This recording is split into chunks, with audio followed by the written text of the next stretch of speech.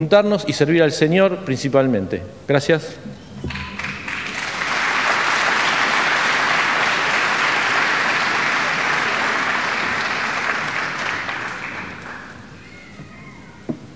Voy a hacer dos comentarios.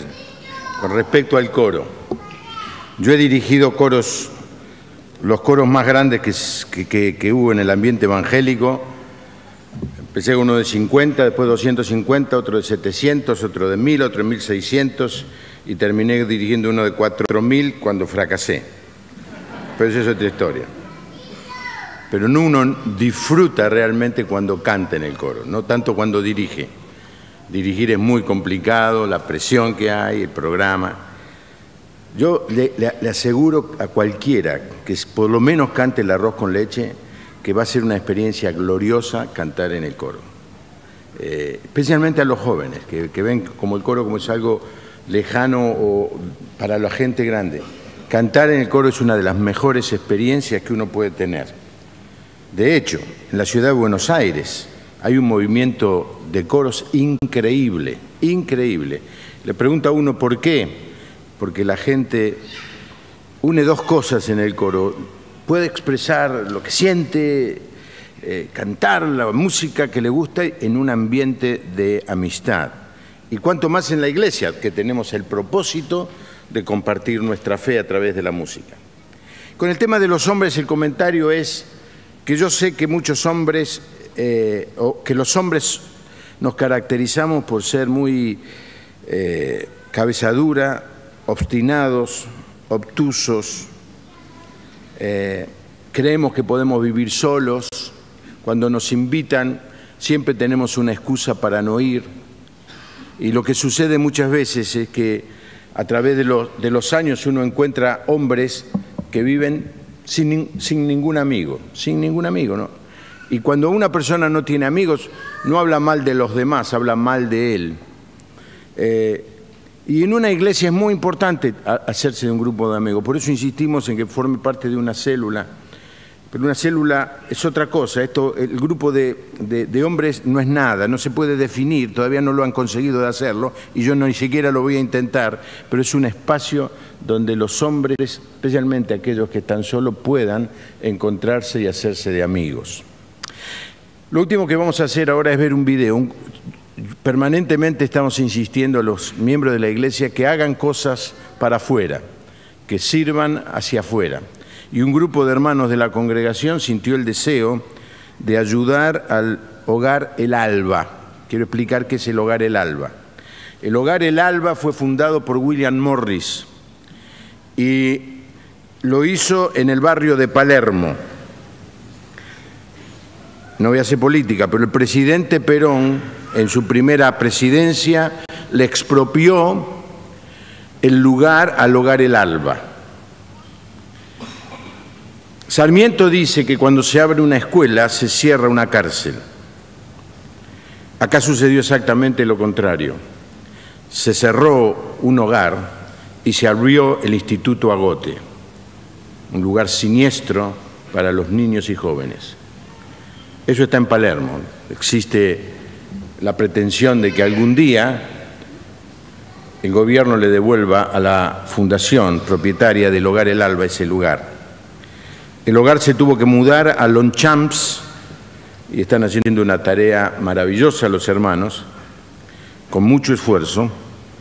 El año pasado, cuando le hice un reportaje para el programa de televisión al joven que estaba dirigiendo, estaba desolado por la escasez de recursos. El gobierno le manda, los jueces le mandan niños, pero el gobierno no les da el dinero.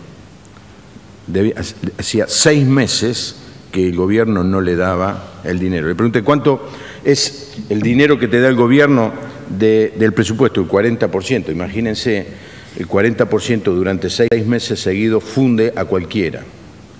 Hermano, quiero decirle que tuve una alegría inmensa. Creo que lo hice participar a Gustavo, ¿no es cierto? Gustavo, te mandé llamar porque no quise hacerlo solo. De ese dinero que levantamos, ¿se acuerda? Hace un año para dar, le hice un cheque de 10.000 pesos en nombre de toda la iglesia para ese hogar. Ese chico se puso a llorar porque tenía que pagar la luz, tenía que pagar un montón de cosas y no tenía nada de dinero.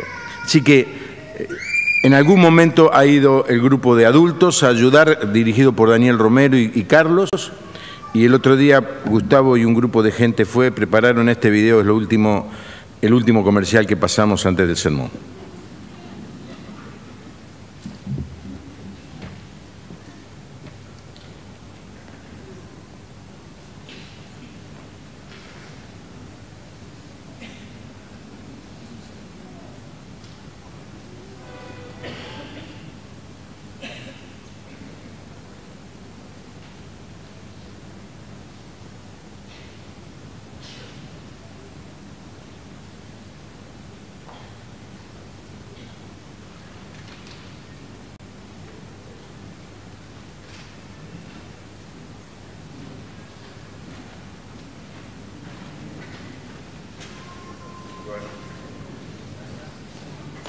Tanto anuncio.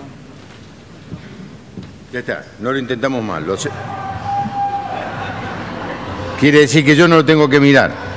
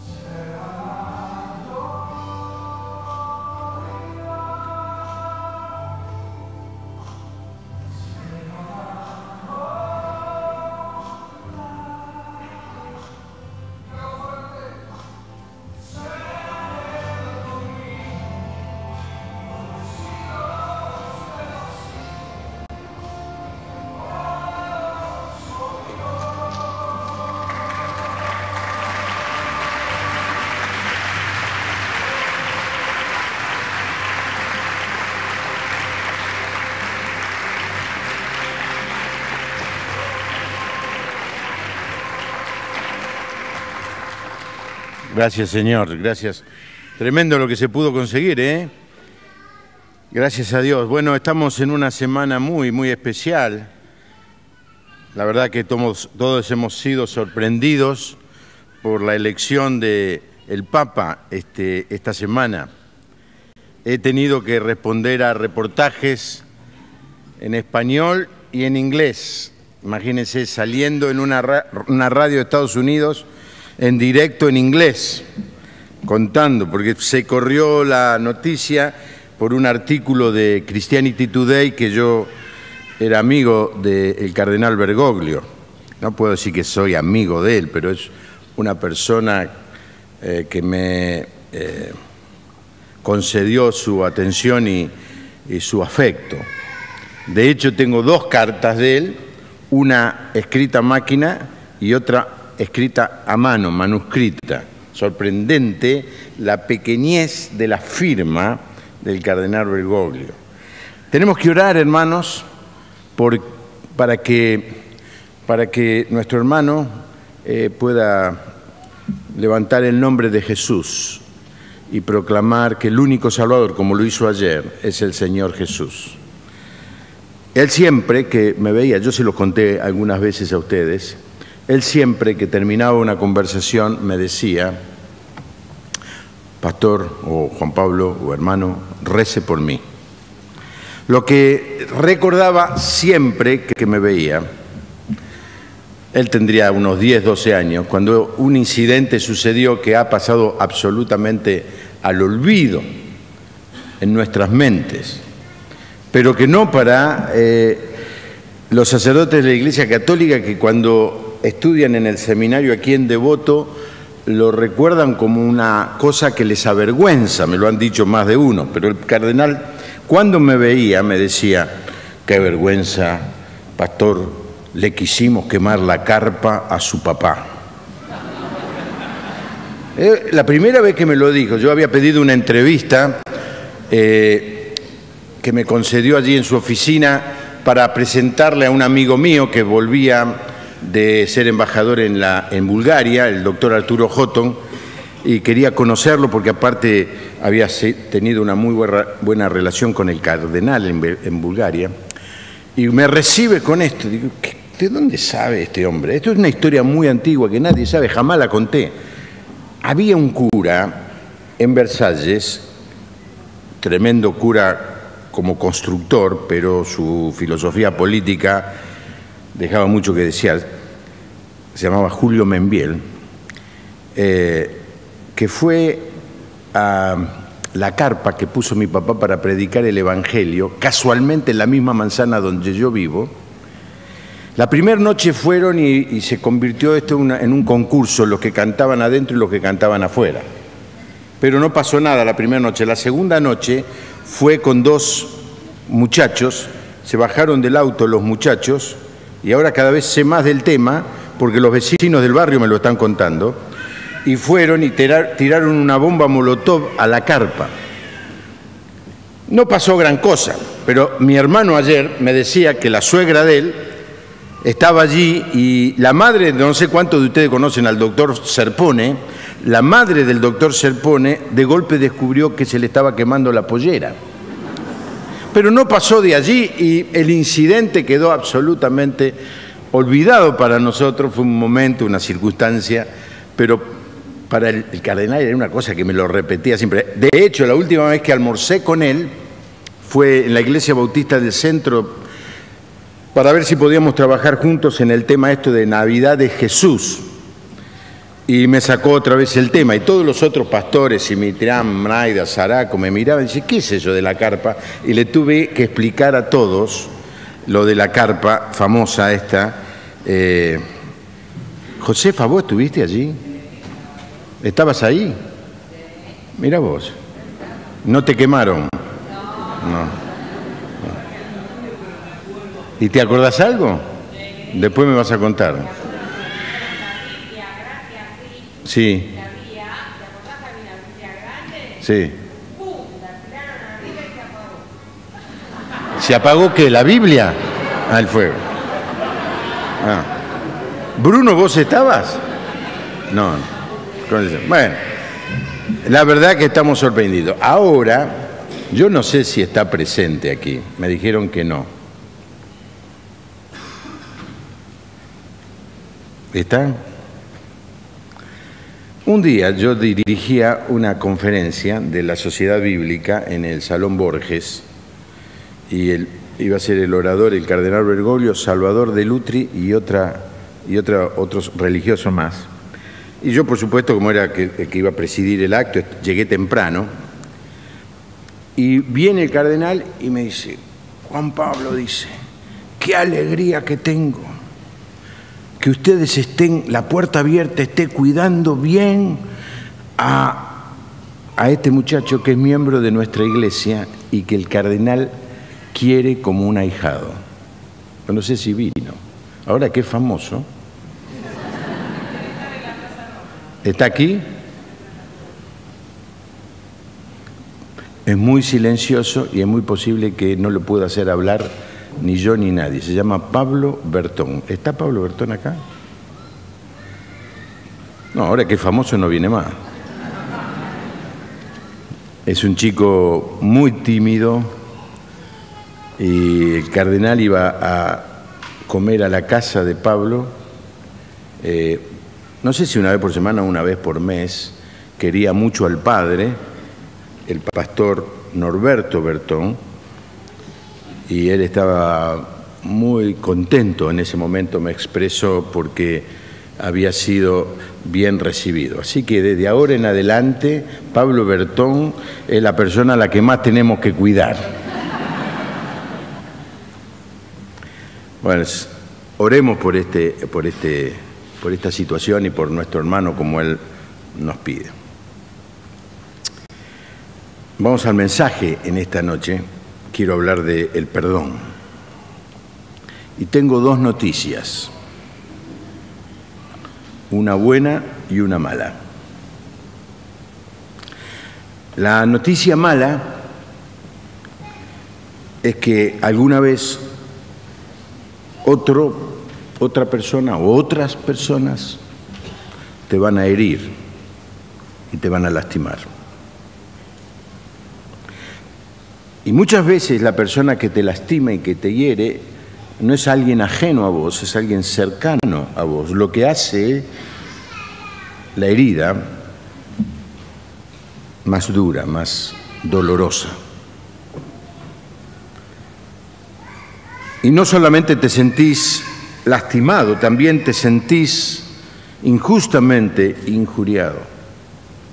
Y pensás que vos no te mereces eso. Ahora, el problema de estas heridas es que no las podemos olvidar. Es como la memoria de la computadora.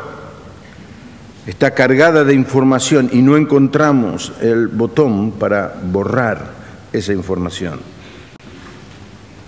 Y cuando menos lo deseamos en nuestra vida, en los momentos más inesperados, el recuerdo viene y el dolor otra vez nos vuelve a lastimar.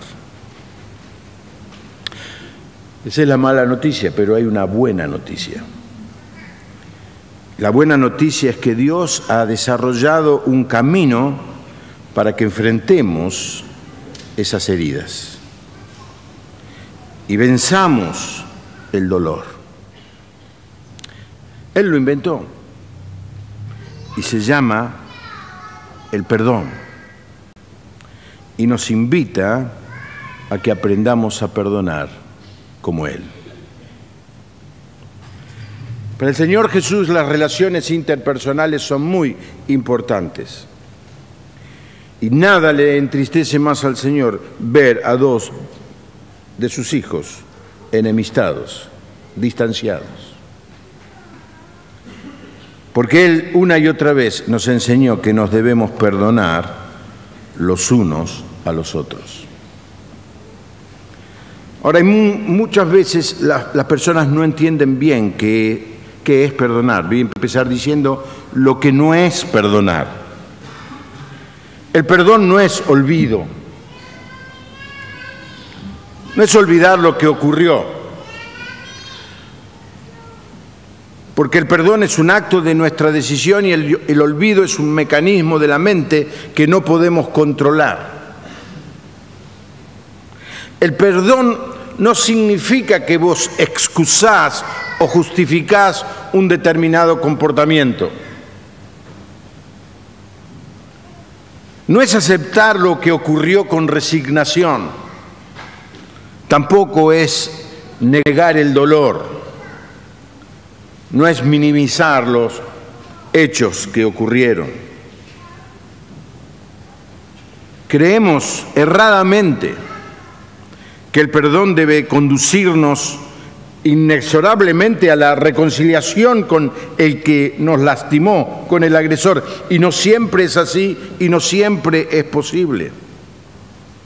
Pensamos algunos que si perdono voy a tener que ser íntimo amigo de la persona que me lastimó, y no es ese el caso, porque el perdón no tiene nada que ver con el otro, el perdón tiene que ver con vos y nadie más. Por eso no hay que esperar que la persona que nos lastimó cambie o nos venga a pedir perdón. El perdón lo tenemos que dar sin expectativas de que algo va a suceder. Porque si esperamos que el agresor acepte su error, vamos a gastar mucho tiempo y energía en una disculpa que generalmente no llega.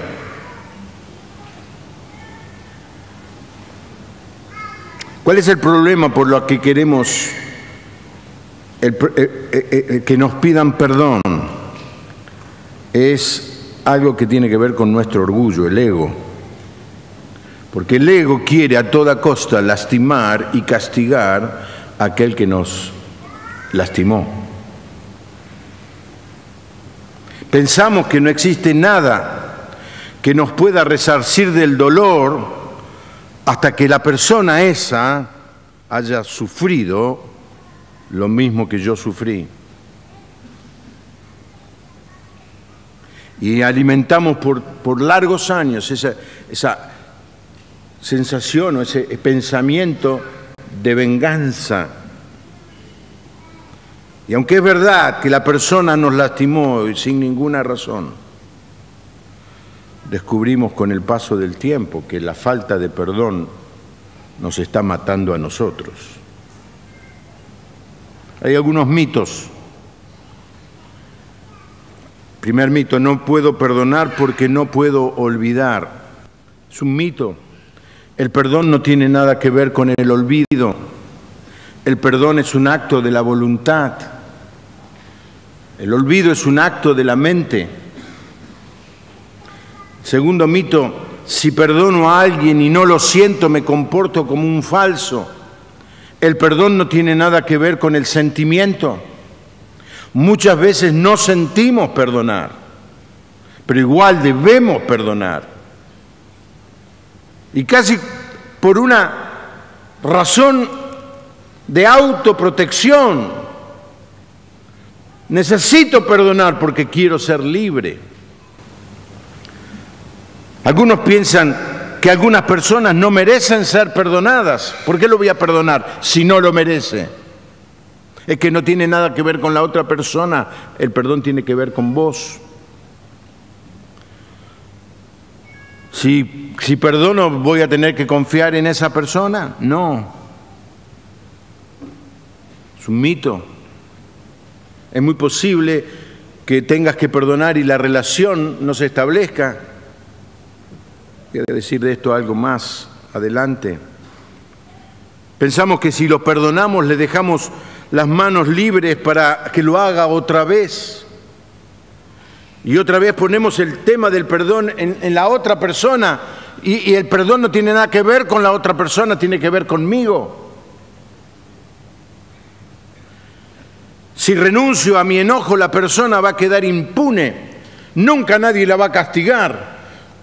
Soy el adalid de la justicia, si yo lo perdono, no va a pasar nada. Así que yo voy a guardar el rencor porque algún día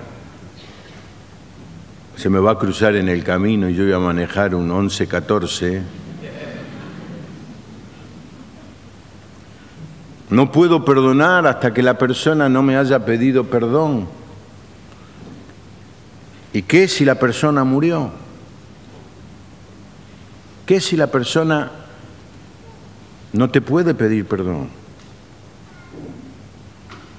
Y es otro mito, si olvidé significa que perdoné. No es así. Te olvidaste, pero muchas veces no perdonaste, y se nota esto. Personas que han creído cerrar un capítulo en el pasado, y de golpe 20, 30 años después, vuelve el dolor y vuelve el rencor. ¿Qué es perdonar? Perdonar es renunciar al derecho de herir a alguien que me ha herido. Renuncio.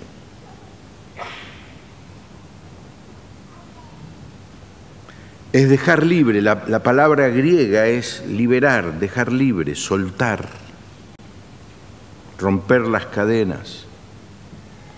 Es renunciar a cobrar la deuda.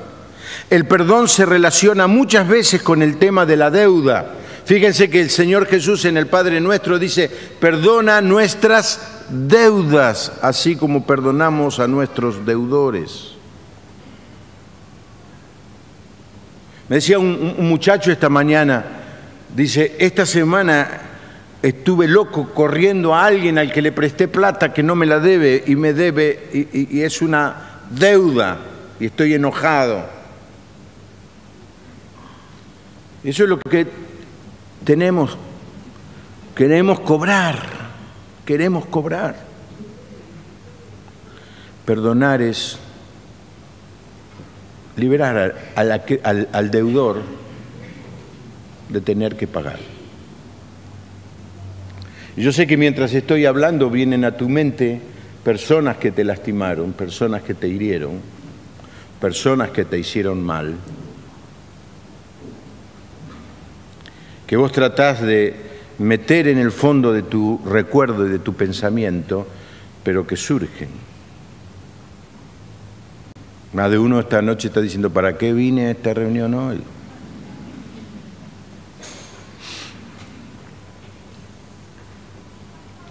¿Qué es lo que hacemos cuando perdonamos a alguien? Cuando lo dejamos ir, cuando renunciamos a cobrarle lo que nos debe. ¿Qué es lo que hacemos?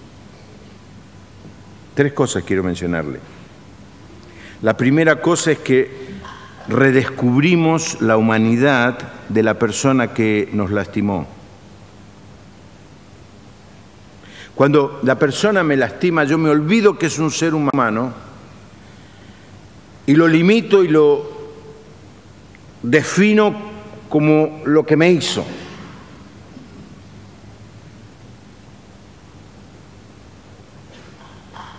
Defino a la persona en la medida de la herida que me provocó. Cuando perdonás, descubrís que esa persona es mucho más que lo que te hizo.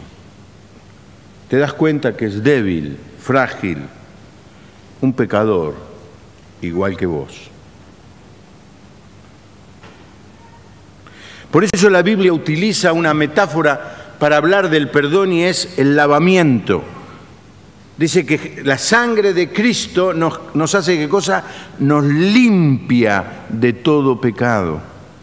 Una vez leí un comentario sobre este versículo y es cuando se cae una moneda en el barro y la levantamos y no vemos nada de la moneda, no vemos los números, no vemos los grabados que hay en esa moneda, es una moneda sucia y creemos que es un pedazo de barro, pero cuando la lavamos, la moneda vuelve a mostrar lo que es. Y tenemos que aprender a perdonar para redescubrir la humanidad de la persona que nos lastimó. En segundo lugar, lo que sucede es que Dios, al perdonarnos, toma la decisión de renunciar a su derecho de pedir justicia.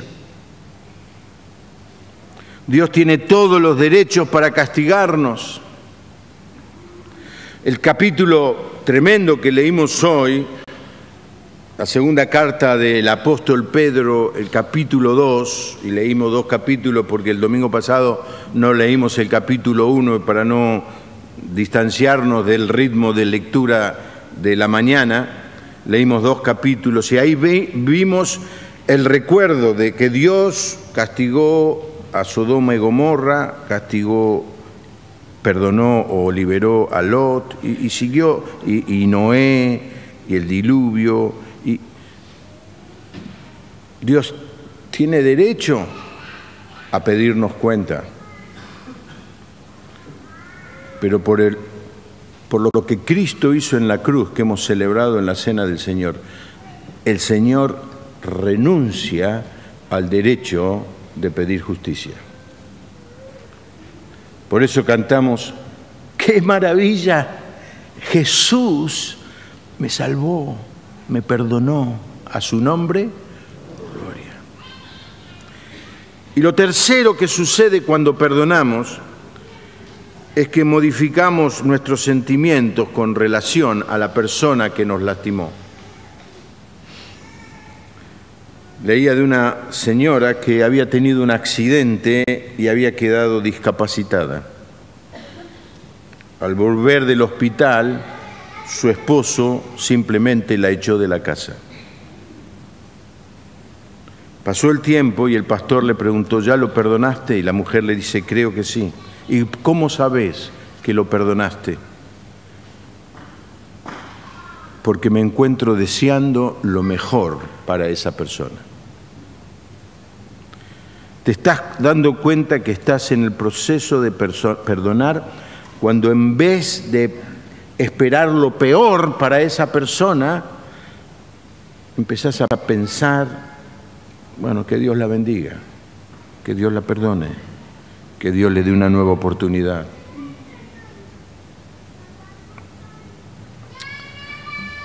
Ahora la pregunta es, ¿cuándo debemos perdonar?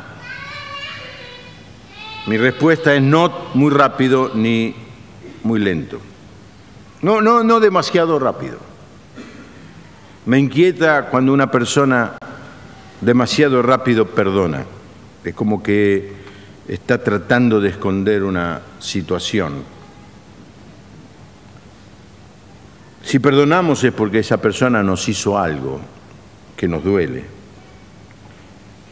Y tenemos que aceptar esa realidad. Porque hay algunos que dicen, si perdono, no me va a doler. No, te va a doler. Y tenemos que perdonar, ¿para qué? Para curar el dolor que esa situación nos ha producido. Y no vas a poder curar el dolor a menos que hayas tenido dolor. Tómate el tiempo para perdonar. No lo hagas tan rápido. Pero no lo hagas tan lento tampoco. Si esperás mucho, la amargura y el resentimiento se van a instalar en tu vida. Se van a volver una parte de lo que vos sos. Y después querer sacar la amargura y el resentimiento es como querer separar la tinta, si hemos echado tinta en un frasco de agua y después se nos ocurre querer separar la tinta del agua. Se me ocurre que podría llegar a hacerse, pero es un proceso difícil.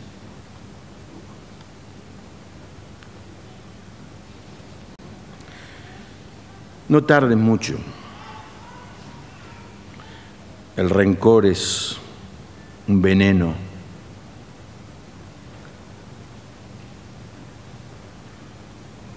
La verdad que es triste vivir en este país, en esta época, donde el rencor se ha convertido en el lenguaje de los argentinos. No perdonar. No perdonar te hace la vida amarga, y en la carta de los Hebreos dice que amargás a todos los que te rodean.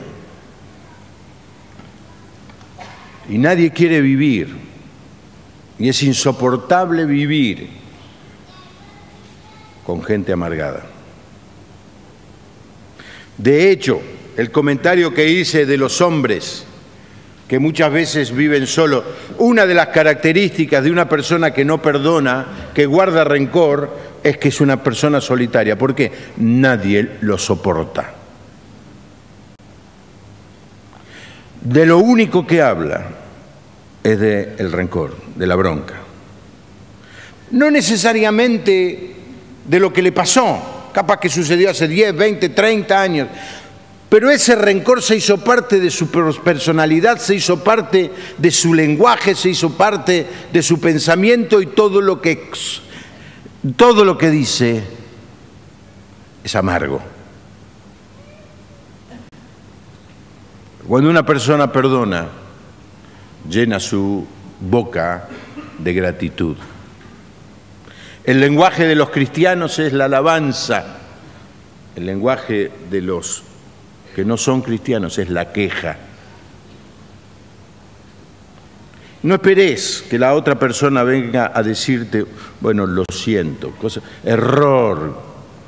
Si me pide perdón, hasta estoy pensando en poder perdonarle. No te va a pedir perdón hasta que no venga arrepentido y humillado y se arrodille y me bese los pies. No lo voy a perdonar.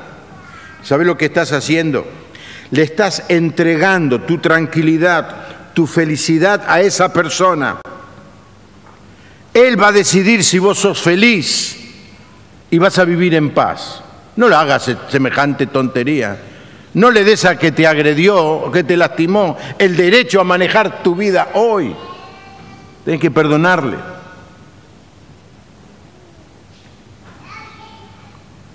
Ahora, ¿cómo perdonar? Es una gran pregunta, ¿cómo perdonar? Primero, el perdón es un proceso, no es un instante, es algo que yo tengo que empezar, que tomar la decisión de empezar, y ojalá esta noche, mirando tu vida internamente y trayendo el dolor a la superficie, empieces a decir, porque Dios me dice que es lo mejor que yo puedo hacer, inicio el proceso de perdonar. Nadie puede perdonar en un instante. No pienses que el dolor se te va a ir instantáneamente. El perdonar es un peregrinaje.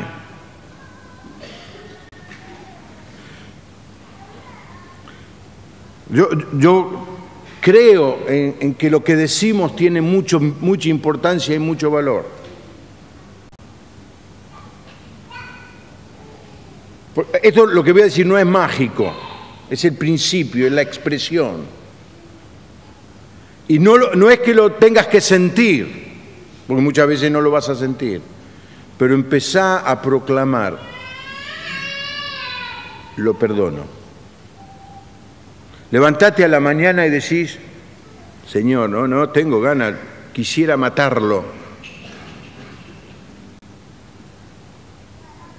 Pero en tu nombre lo perdono, lo libero, renuncio a cobrar la deuda que esa persona me produjo.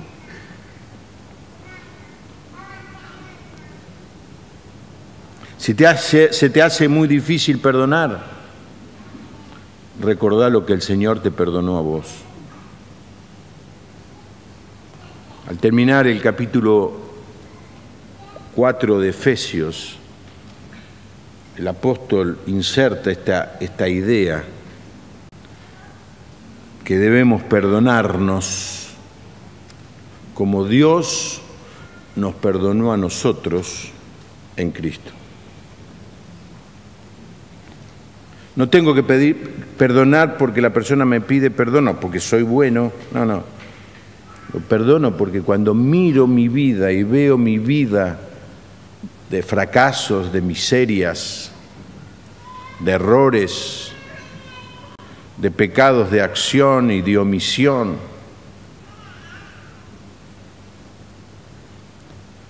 y disfruto de que el Señor me perdonó, de que el Señor renuncia a castigarme, porque ya lo castigó a Jesús en la cruz, y Dios nunca va a cobrar 2 veces la misma deuda, y porque yo le entregué mi vida y me cobijé en la cruz de Cristo. Eso me asegura a mí el perdón de Dios. Y cuando yo pienso todo lo que el Señor me perdonó, ¿cómo no voy a perdonar a otro? Cuando comenzás a perdonar, caminás con Dios tomado de la mano. En el proceso que hace a un prisionero libre. Y con el tiempo descubrís que el prisionero liberado sos vos.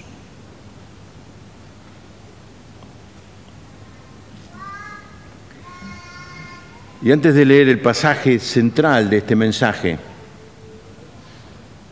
quiero insistir con que no necesariamente el perdón es reconciliación, porque para reconciliar a 2 personas hace falta 2 voluntades. Por eso Pablo dice en Romanos capítulo 12, en lo que dependa de vosotros, estad en paz con todos los hombres. No siempre depende, no siempre depende. Hay veces que la otra persona no quiere arreglar, la otra persona ni siquiera se quiere sentar a conversar con nosotros. Entonces no hay reconciliación, pero el perdón no tiene nada que ver con lo que él haga, el perdón tiene que ver con lo que yo decido. Y entonces viene esta historia. Pedro, ustedes saben cómo era Pedro, un tipo muy exuberante en sus manifestaciones, el discípulo de Jesús. En esa época los rabinos decían que una persona debía perdonar a otra 3 veces por día. Y si hace 4 veces lo mismo, los rabinos decían, si te la hace 4 veces, tenés derecho a vengarte ojo por ojo y diente por diente. Entonces Pedro, que se siente un tipo muy ilustrado, que hace preguntas en donde ya sabe la respuesta. Yo fui profesor de matemática 10 años, era común que algún alumno me viniera con una pregunta que el hermano que estudiaba ingeniería le había enseñado, pregunta que ella sabía la respuesta para saber si yo la sabía. Es muy típico de los alumnos eso. Pedro tiene esta actitud. Entonces Pedro se acercó a Jesús y le preguntó, Señor, si un hermano de la iglesia me hace algo malo, ¿cuántas veces debo perdonarlo? ¿Solo 7 veces? ¿Cuánto decían los rabinos? Pero Pedro que se la da de 7 veces. Jesús le contestó, no basta con perdonar al hermano 7 veces, hay que perdonarlo una y otra vez, es decir, siempre. La otra versión dice 70 veces 7, pero no es 490, es siempre, es un número grande. Claro, digo yo, si hay alguien que te molesta más de 490 veces en un día...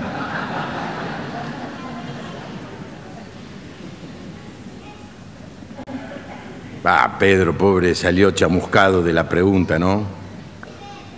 El Señor le dice, en el reino de Dios sucede algo parecido a lo que sucedió cierta vez en un país. El rey mandó llamar a sus empleados para que le informaran cómo andaban sus negocios y para que le pagaran todo lo que le debían. Cuando comenzó a sacar cuentas, le llevaron un empleado que le debía 60 millones de monedas de plata, el equivalente a 10 millones de dólares. ¿Dice ahí? Lo puse, muy bien. Es versión mía, esta es lo de 15 millones de dólares. Sí, oficial o blue es difícil saber. Como el empleado no tenía dinero para pagar, el rey ordenó que lo vendieran como esclavo, junto con su esposa y sus hijos, y que vendieran también todo lo que tenían. Esto es una cosa muy común en esa época. Así que con el dinero de esa venta la deuda quedaría pagada. Pero el empleado se arrodilló delante del rey y le suplicó: Señor, deme usted un poco más de tiempo y le pagaré todo lo que le debo. El rey sintió compasión de su empleado y le dijo: vete tranquilo, te perdono todo lo que me debes. ¿Cuánto le perdonó? 15 millones de dólares. Mamita. Al salir del palacio del rey, ese empleado se encontró con un compañero que le debía 100 monedas de plata, el equivalente a 25 dólares, 600.000 veces menos. Lo agarró del cuello y le dijo: págame ahora mismo lo que me debes. El compañero se arrodilló delante de él y le suplicó. Ahora, escuchen bien la oración que hizo, que me parece que la escucharon antes. Dame un poco más de tiempo y te lo pagaré todo. ¿Habían escuchado esa oración antes? Pero él no quiso y mandó que lo metieran en la cárcel hasta que pagara el dinero que le debía. Los otros compañeros, al ver lo que había pasado, se molestaron mucho y fueron a contárselo al rey. Entonces el rey mandó llamar a aquel empleado y le dijo: ¡qué malvado eres! Te perdoné todo lo que me debías porque me lo suplicaste. ¿Por qué no tuviste compasión de tu compañero, así como yo la tuve de ti? El rey se puso furioso y ordenó que castigaran a ese empleado hasta que pagara todo lo que debía. Jesús terminó diciendo: lo mismo hará mi Padre que está en el cielo con cada uno de ustedes, si no perdonan sinceramente a su hermano. La verdad es que es tan clara la enseñanza del Señor, no hace falta explicarla. Cuando el Señor Jesús enseñó el Padre Nuestro, el único versículo que explicó después fue el del perdón. No explicó de qué quiere decir Padre Nuestro, no explicó qué quiere decir santificado sea tu nombre, no explicó el venga tu reino, no explicó: si ustedes no perdonan, mi Padre no los va a perdonar. Y una de las tragedias de los seres humanos, y lamentablemente también de muchos cristianos, es que no tienen ningún interés de perdonar. Y caminan por el mundo con esa pesada mochila del rencor. Y el Señor te quiere decir en esta noche: perdona. No lo mereces, ya sé que no lo mereces, vos tampoco lo merecías y yo te perdoné. Perdona. Déjalo ir. Libéralo. No quiere decir que te tengas que hacer amigo de esa persona, no quiere decir que puedas volver a establecer una relación con esa persona, pero no dejes que esa persona te amargue la vida, maneje tu futuro, te quite la paz y la felicidad. No quedes esclavo de esa persona, no quedes esclavo del rencor. Perdona.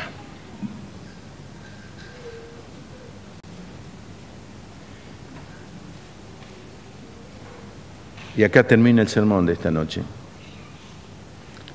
Y voy a leer una oración. La voy a leer en primer lugar yo solo, porque quiero que vos la leas. No quiero hacerte repetir una oración sin que vos no estés de acuerdo en hacerla. Cuando la leamos por segunda vez, ni siquiera te voy a pedir que la digas en voz alta. No quiero hacer de esta reunión un show para ver cuánta gente viene llorando aquí a decir que va a perdonar. No me interesa eso en absoluto. Lo que me interesa es que si el Señor Jesús te habló, si el Espíritu Santo te mostró tu error, tu fracaso, tu pecado, porque es un pecado no perdonar, es un pecado no perdonar. Porque el perdonar es un mandamiento y cuando uno no cumple un mandamiento está cometiendo un pecado. Y el Señor dice, perdónense los unos a los otros. ¿Cuántas veces? Siempre. ¿Cómo nos cuesta cumplir ese mandamiento? Pero si quizá en esta noche lo que puedas hacer es tomar la decisión de iniciar este peregrinaje para que un día te puedas sentir libre. Le contaba en esta mañana a los hermanos, me vino a la mente, hay un pastor, se llama Alejandro Gómez, un pastor de jóvenes, Jesus Warrior se llama, pero más criollo que el mate. Y su esposa se llama Lali, hermosa mujer. Y vino al programa de televisión a contar su testimonio y contó que el padrastro había abusado de ella durante años y años. Yo no podía preguntarle nada, yo lloraba. Pero ella no, ella lo contaba frente a una cámara de televisión, habiendo sido y siendo la esposa de un pastor, con una libertad. Cuando terminé, le pregunté inocentemente, ¿vos lo volviste a ver a tu papá? Volver a ver, voy a Uruguay todo el tiempo, ahora lo estoy cuidando porque está tan viejito que necesita que lo cuide. Yo lo hubiera matado realmente.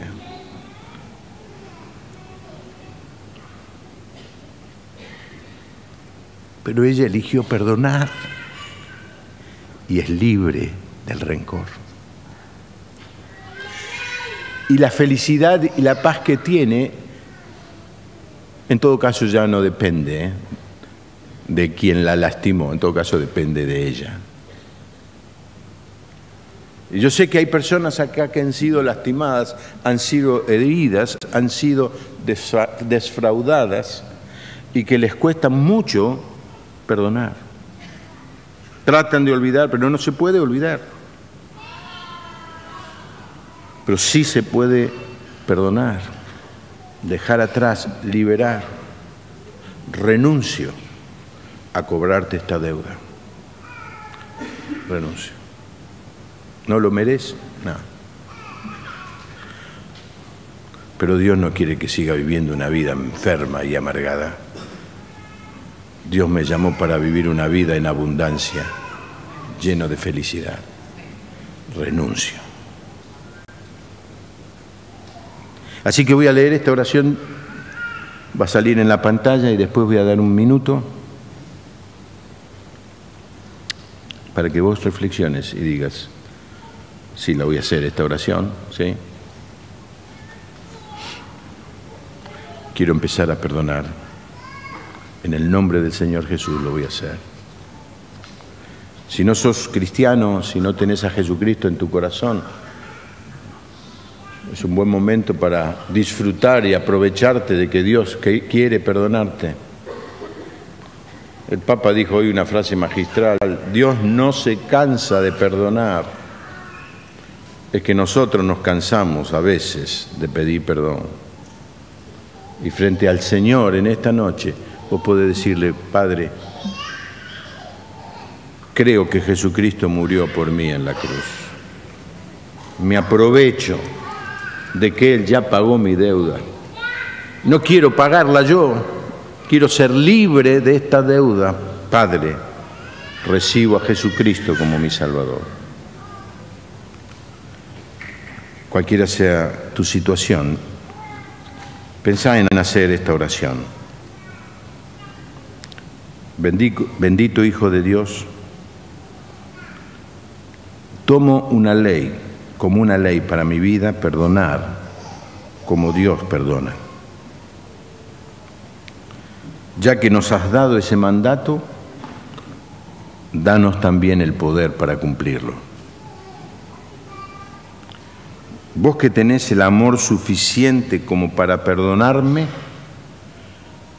llename de ese amor y enseñame a perdonar a otros.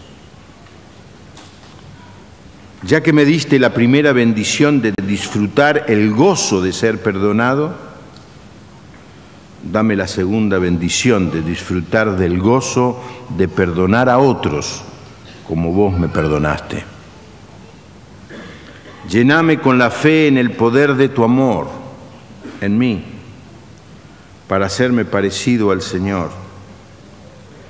El ser capaz de perdonar 70 veces 7 y amar a quienes me rodean. Señor Jesús, tu ejemplo es la ley. Yo quiero ser como tú. Y tu ejemplo es mi evangelio también. Yo deseo poder ser como tú eres. Lo que me demandas por tu ejemplo, por tu obrar en mi vida, quiero perdonar como vos lo haces. Señor, solo guíame a depender más de ti, en la suficiencia de tu gracia y en la bendición que viene de ser llenado de ti, para que pueda probar el completo poder del amor y pueda perdonar como Dios me perdonó a mí en Cristo Jesús. Amén. Terminar la reunión, se acercó un hermano y dice: me gustaría decirte algo más, Juan Pablo, que no lo dijiste y ahora lo quiero decir. Muchas veces a la persona que tenemos que perdonar es a nosotros mismos. Hay gente que ha hecho cosas groseras, feas en la vida y no se perdonan. Cree que es más justo que Dios. Dios te perdona y vos no te perdonas a vos mismo. ¿Quién te crees que sos?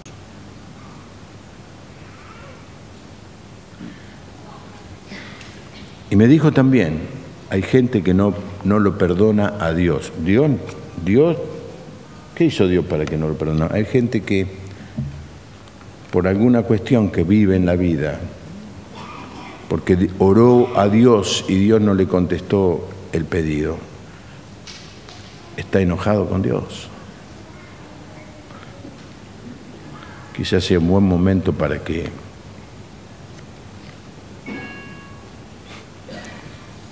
no sé si es teológicamente correcto esto que voy a decir, para que lo perdones a Dios,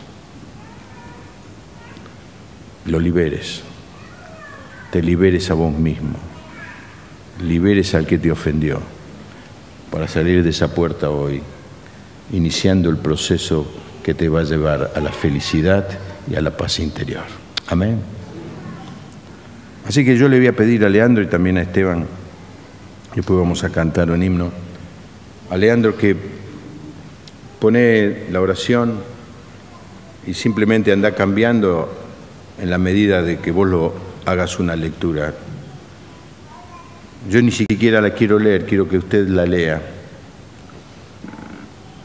Y al terminar vamos a orar, a pedirle que el Señor confirme la decisión que cada uno está tomando de ser libre del rencor, de aprender a perdonar como Cristo perdonó y vivir una vida de alegría. Leandro.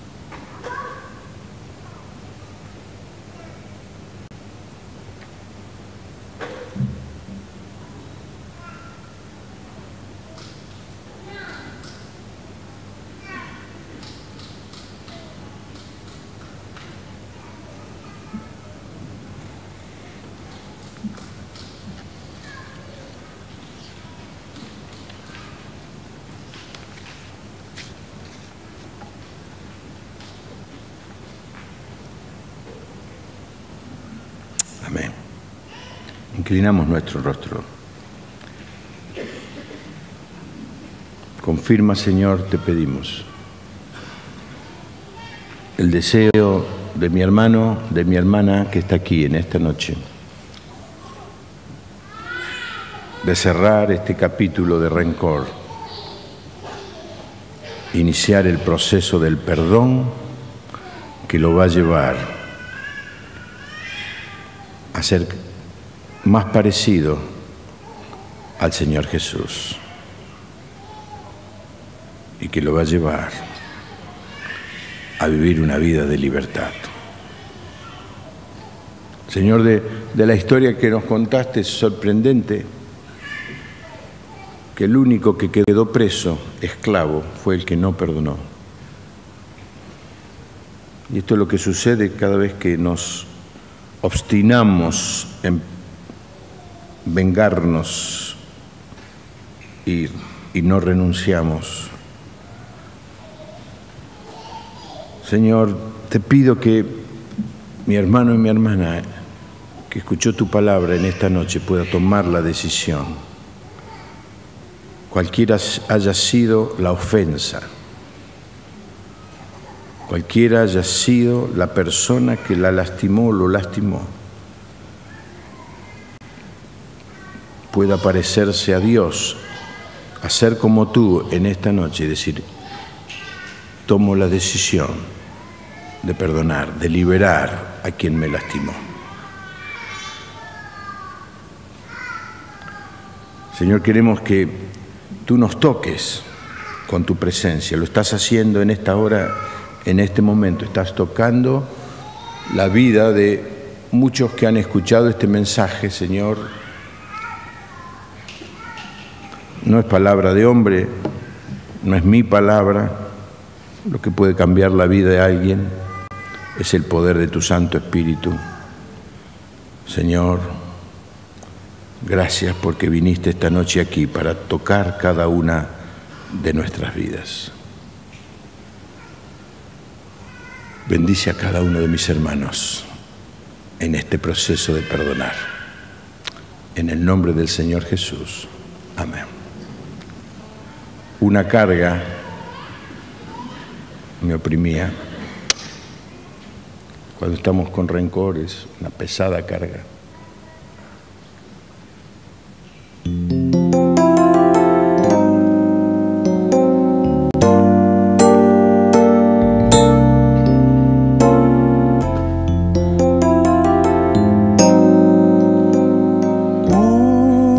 Una carga me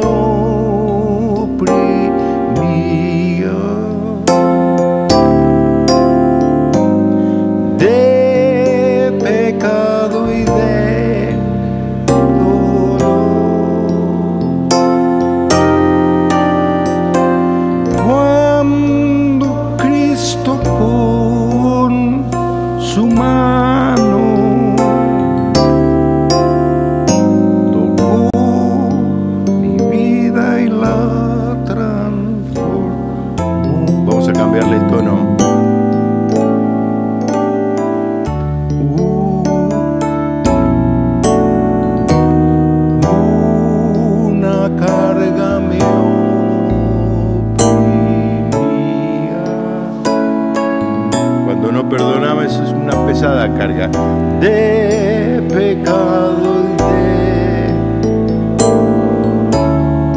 pero un día el Señor pasó por nuestra vida, dando Cristo con su mano, gloria a Dios, tocó mi vida y la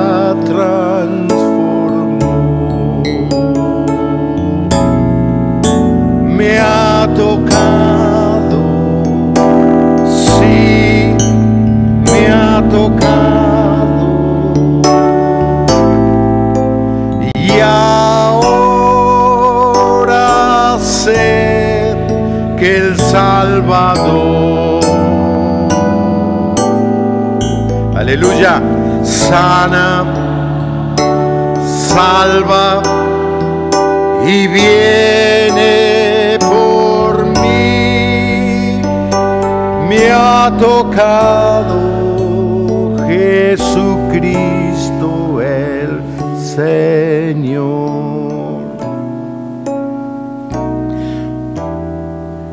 Oh bendito Jesucristo.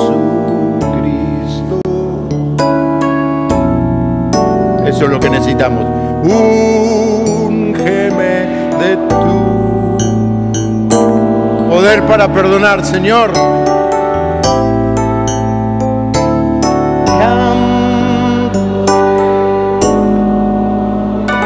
Cuando uno perdona, tiene ganas de cantar.